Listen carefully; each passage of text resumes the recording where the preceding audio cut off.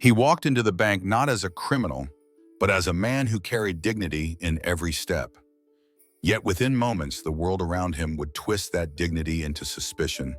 Adrian Wells, a 35-year-old white man, openly gay, wore a tailored navy suit that spoke of refinement without excess. His shoes shone against the marble floor, his tie perfectly set, his posture calm. He was not there to impress, only to carry out a simple act depositing $10,000 in cash. The lobby buzzed with the hum of printers, the low murmur of conversations, and the faint clicking of keyboards. Customers lined up with checks and slips in their hands, barely glancing up as Adrian stepped forward. But the teller did notice. Blake, the young man behind the counter, narrowed his eyes as Adrian slid the stack of bills across the desk. Instead of professionalism, Blake offered a thin smirk. His gaze carried something sharp, as if Adrian's presence alone demanded suspicion. Adrian's calm voice explained the transaction, yet Blake's fingers hovered beneath the desk. He pressed a button, hidden from sight, convinced he had uncovered something criminal. In his mind, no man like Adrian, well-dressed, gay, and composed, could possibly handle that much money without a stain of corruption. He saw not a client, but a target. The silence inside the bank fractured when the doors burst open. Police officers swept in with boots striking the floor, the metallic sound of cuffs clinking at their sides. At their front, Captain Harris strode with authority, his face carved into a sneer of certainty. Without a question, without evidence, without even a glance at the bills, he gestured toward Adrian. Phones lifted instantly, cameras pointed, whispers turned to sharp gasps. Customers pulled out devices, eager to capture scandal. Adrian, standing tall, found the room shrinking around him. Hands reached for his wrists, metal closed against his skin, and in that moment the banker's marble floor became a stage for humiliation. Yet Adrian did not shout. He did not resist. His shoulders squared, his chin held steady, and in silence he walked through the rows of staring eyes.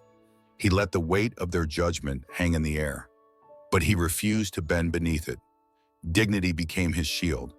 Every step, though bound in chains, echoed louder than the voices around him. The officers pushed him past the doors, flashing lights painting his suit with red and blue. To the onlookers, it seemed a man was being taken down for a hidden crime. To Adrian, it was the start of something far greater than the arrogance of a teller or the prejudice of a captain. It was the moment when silence itself would grow into power.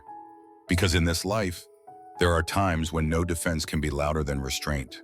Adrian knew that if he lowered himself to anger, he would only give them what they wanted. Instead, he chose composure. He chose to remind them, even as the cuffs cut against his skin, that dignity can walk unbroken through the harshest storms. Sometimes the loudest voice is the one that speaks without words. If you believe in stories that reveal strength hidden beneath injustice, subscribe to Heart Story, where every tale reminds us that courage can be quiet, but it is never weak. The police car screeched to a halt at the precinct, its siren long silenced, but the echo of humiliation still ringing in Adrian Wells's ears. The cold metal cuffs bit into his wrists as Captain Harris yanked him from the seat, parading him through the entrance like a trophy of conquest.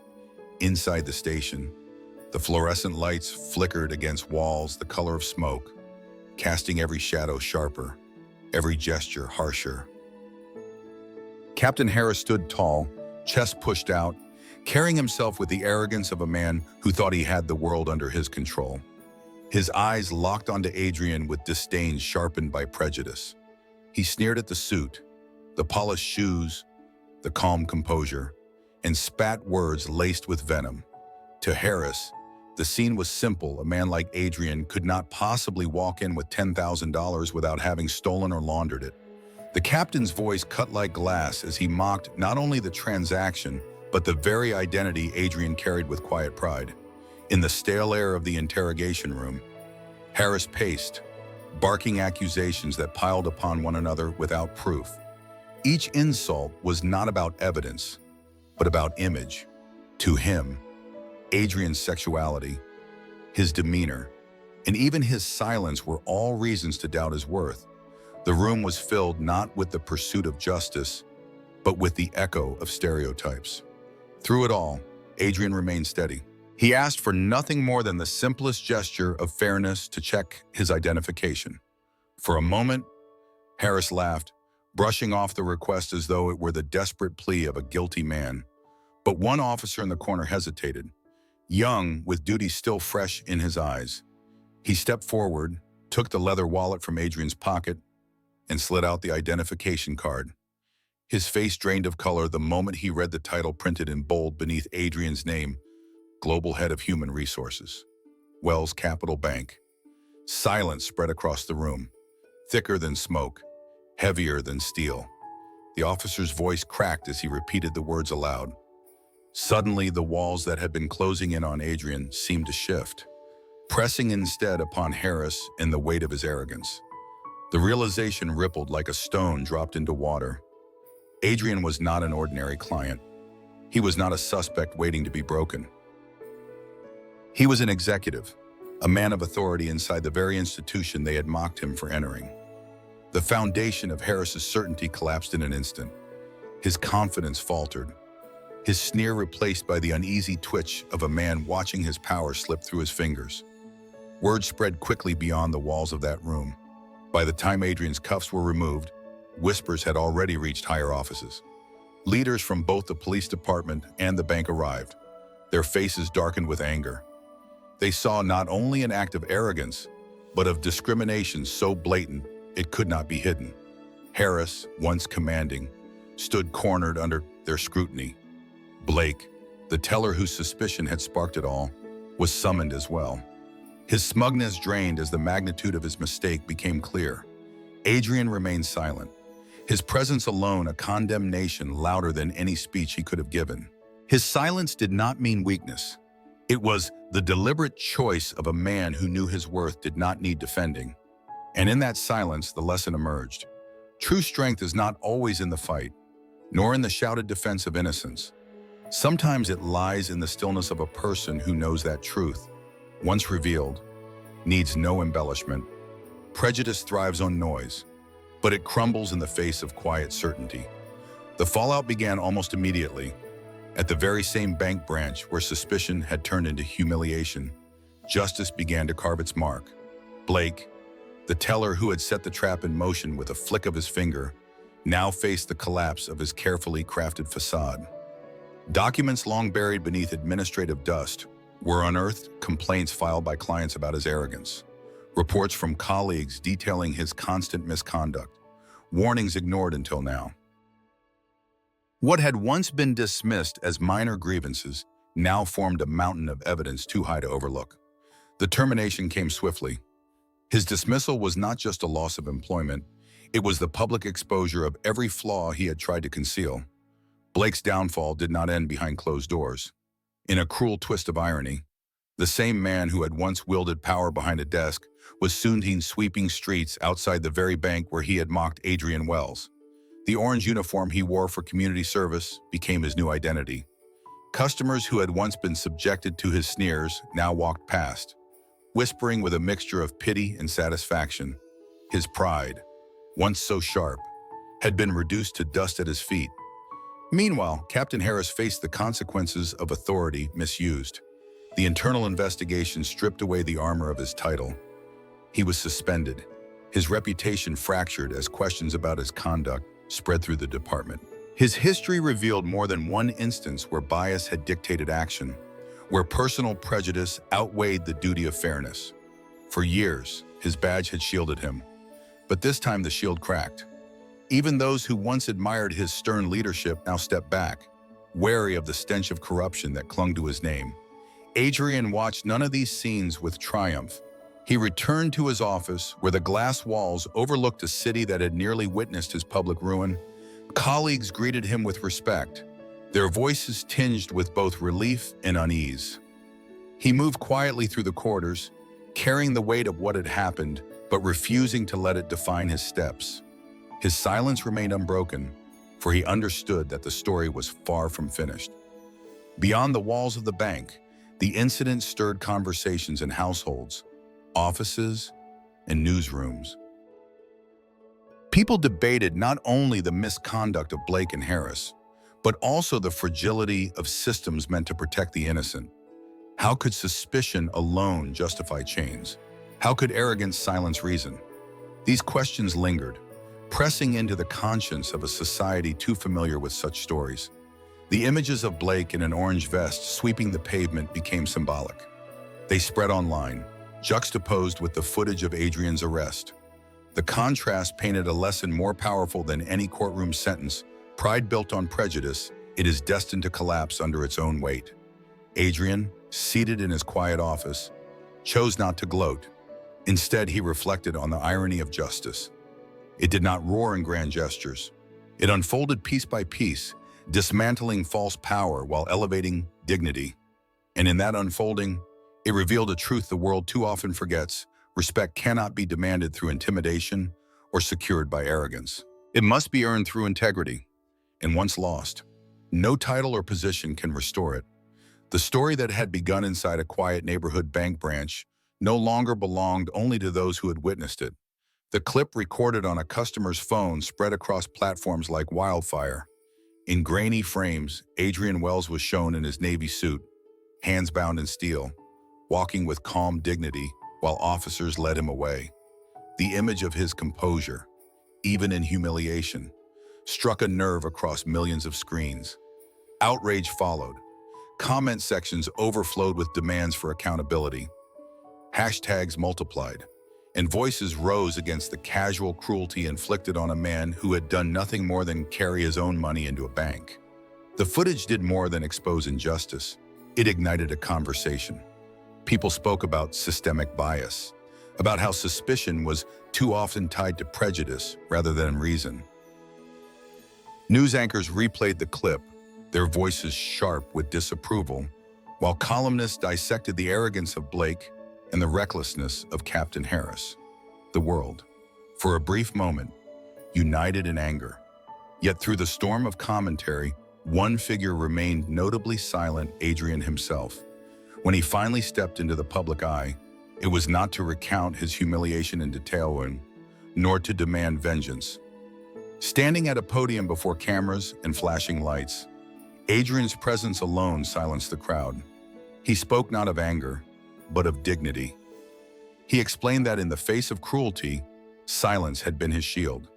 He told them that his choice to walk quietly in handcuffs had not been weakness, but a deliberate act of faith in truth. That truth, once revealed, would speak louder than any defense he could have mounted in that moment.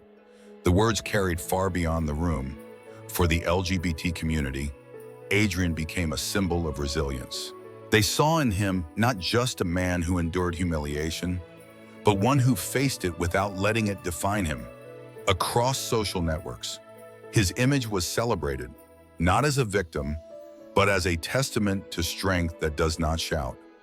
His silence became a kind of language, teaching that sometimes restraint is more powerful than retaliation.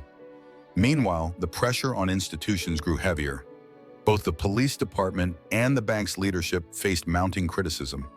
Questions echoed in council halls and boardrooms about how prejudice had been allowed to dictate actions so destructive. The clip had turned private misconduct into a public reckoning. And yet, as powerful as the speech was, Adrian still carried something deeper, something unspoken. He had revealed enough to stir change, but not all.